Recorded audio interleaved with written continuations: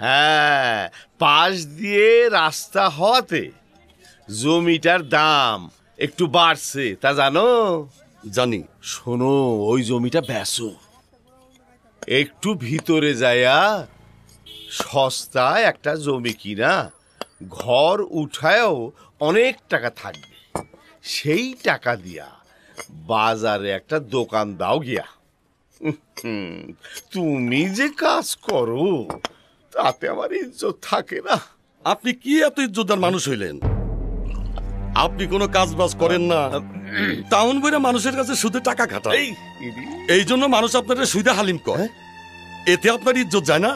ইবাদ আলী, এই কথা তুমি আমারে বলতে পারলা? সবাই বললে আমি বলতে পারবো না কে?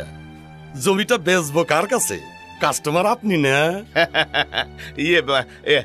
যদি আমারে দাও, বাজার দর আমি তোমারে দেব। এই জন্য